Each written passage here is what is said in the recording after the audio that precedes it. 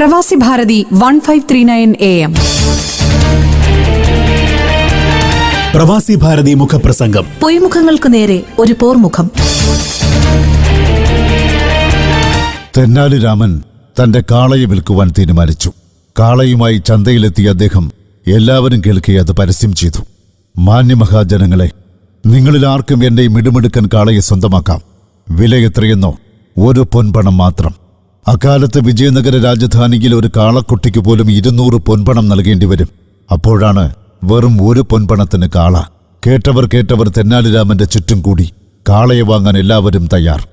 തെന്നാലിരാമൻ കാളയെ കെട്ടിയ കയറിന്റെ അഗ്രം കയ്യിലുയർത്തി ഇങ്ങനെ പറഞ്ഞു: കാളയുടെ വില 1 പൊൻപണം മാത്രം. പക്ഷേ കാളയെ വാങ്ങുന്നയാൾ 500 പൊൻപണത്തിന് ഇതാ ഈ കയർ കൂടി വാങ്ങണം. ആ വ്യവസ്ഥ അറിഞ്ഞിട്ടും ചിലർ കാളയെ വാങ്ങാൻ കൂട്ടാക്കി. കാരണം കാളയ്ക്ക് 500 പൊൻപണത്തിന്റെ മതിപ്പുണ്ട്. കാളയുടെ കഴുത്തിലെ കയറിന് 1 പൊൻപണത്തിന്റെ മൂല്യമുണ്ട്. ഏതായാലും വാങ്ങുന്നയാൾക്ക് നയാ പൈസയുടെ നഷ്ടമില്ല. പക്ഷേ വാങ്ങുന്നവർക്ക് വൻ നേട്ടമുണ്ടാകുമെന്ന രീതിയിൽ ആളെ വിളിച്ചുകൂട്ടിയത് തെന്നാലിരാമന്റെ മിടുക്ക്. ഈ മിടുക്കിന് പച്ചമലയാളത്തിൽ പരസ്യം എന്നു പറയാം. ഒരു ഉൽപ്പന്നത്തെയോ വസ്തുവിനെയോ ഒരു പ്രസ്ഥാനത്തെയോ പൊതുജനങ്ങളിലേക്ക് എത്തിക്കാനുള്ള ഉപാധിയാണ് പരസ്യം. പരസ്യം ജനങ്ങളിലെത്തുവാൻ റേഡിയോ പോലെ ഒരു മാധ്യമവും ആവശ്യമാണ്. എന്നാൽ പരസ്യത്തിന്റെ വിശാല പരികൽപ്പനയിൽ ഈ അവതാരകനും ശ്രോതാക്കളും എല്ലാം ഉൾപ്പെടുന്നുവെന്നതാണ് സത്യം.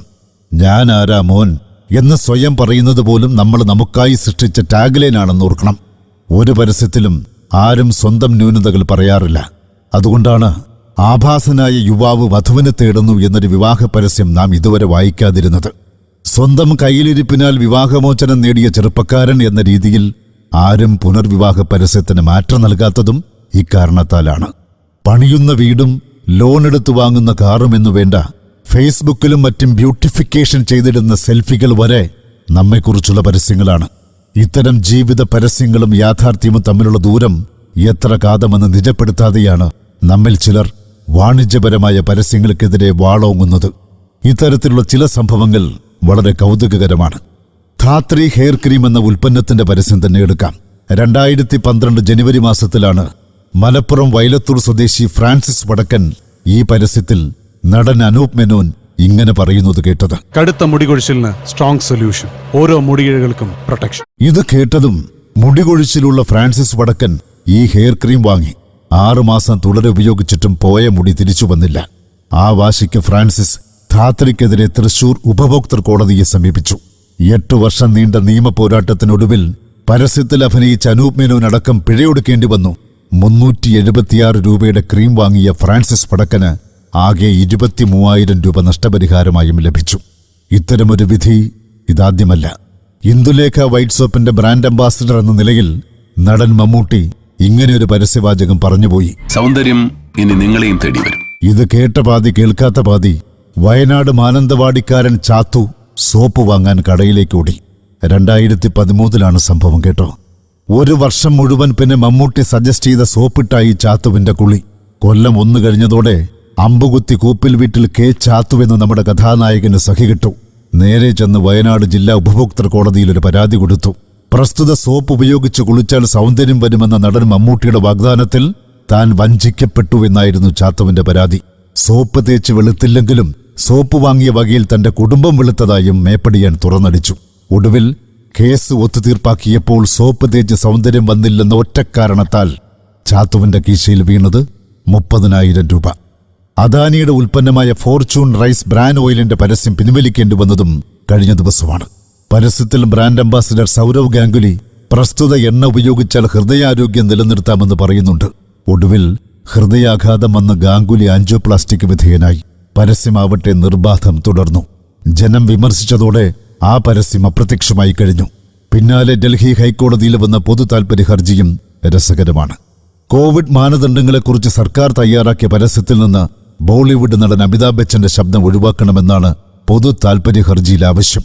ഒരിക്കൽ കോവിഡ് ബാധിച്ച ബച്ചന് ഇത്തരമൊരു പരസ്യത്തിൽ വരാൻ അർഹതയില്ലെന്നാണ് ഹർജിക്കാരന്റെ നിരീക്ഷണം. ഇത്തരം നിരീക്ഷണവും പരീക്ഷണവുമൊക്കെ നല്ലത് തന്നെ. പുതിയ കൺസ്യൂമർ പ്രൊട്ടക്ഷൻ ആക്ട് അനുസരിച്ച് ബ്രാൻഡ് അംബാസിഡർ എന്ന നിലയിൽ ഒരു വ്യക്തി പറയുന്ന കാര്യങ്ങൾക്ക് മേൽ അയാൾക്ക് ഉത്തരവാദിത്വമുണ്ട്. അക്കാരണത്താൽ തന്നെ സോപ്പിന്റെയും ചീപ്പിന്റെയും കണ്ണാടിയുടെയും പരസ്യങ്ങൾ ഇനിയും കോടതി കയറിയേക്കാം. ഹർജിക്കാരന് നഷ്ടപരിഹാരവും കിട്ടിയേക്കാം. പക്ഷേ ഒന്ന് ചിന്തിച്ചു നോക്കൂ. കൺസ്യൂമർ പ്രൊട്ടക്ഷൻ ആക്ടിലെ പോലെ ഇലക്ഷൻ സമയത്ത് നേതാക്കൾ നടത്തുന്ന വാഗ്ദാനങ്ങൾക്ക് മേൽ അവർക്ക് ഉത്തരവാദിത്വം ഉണ്ടാവേണ്ടതല്ലേ? രാഷ്ട്രീയക്കാരുടെ പ്രകടന പത്രികയിലും പ്രചരണ ഗാനങ്ങളിലും പറഞ്ഞ കാര്യങ്ങൾ ജയിച്ചതിന് ശേഷം അവർ ചെയ്തിട്ടില്ലെങ്കിൽ അതും ചോദ്യം ചെയ്യപ്പെടേണ്ടതല്ലേ? ഞങ്ങൾ തുടരും, കേരളം വളരും എന്നാണ് ഒരു മുന്നണിയുടെ പുതിയ ടാഗ്ലൈൻ. ഭരണം മാറും, നല്ല കാലം വരും എന്നത്രേ എതിർമുന്നണിയുടെ പരസ്യവാചകം. പ്രഖ്യാപനങ്ങളിൽ ഒതുങ്ങിയ എത്ര പദ്ധതികൾ നമ്മുടെ നാട്ടിലുണ്ട്? തുടങ്ങിവെച്ച എത്രയെത്ര പദ്ധതികൾ ഇനി പൂർത്തിയാവാനുണ്ട്? ഇനി ഏതെങ്കിലും പദ്ധതി പൂർത്തീകരിച്ചാലോ അതിനെ വിനിയോഗിച്ചത് ജനങ്ങളുടെ നികുതി പണമാണെങ്കിലും വാർഡ് മെമ്പർ തൊട്ടുള്ളവർ സ്വയം അഭ്യന്തരങ്ങൾ നേർന്ന് കവലതോറും പരസ്യ ബോർഡുകൾ ഉയർത്തും. എന്നിട്ടോ ഉദ്ഘാടനമെന്ന ഗംഭീര പരസ്യം വരാൻ നാട്ടുകാർ കണ്ണിൽ എണ്ണയൊഴിച്ച് കാത്തിരിക്കണം. പക്ഷെ ജനങ്ങളിൽ ഒരു വിഭാഗത്തിന് രാഷ്ട്രീയക്കാരുടെ വിശ്വാസവഞ്ചനയേക്കാൾ സോപ്പ് പരസ്യത്തിലെ വിശ്വാസവഞ്ചനയാണ് മുഖ്യം.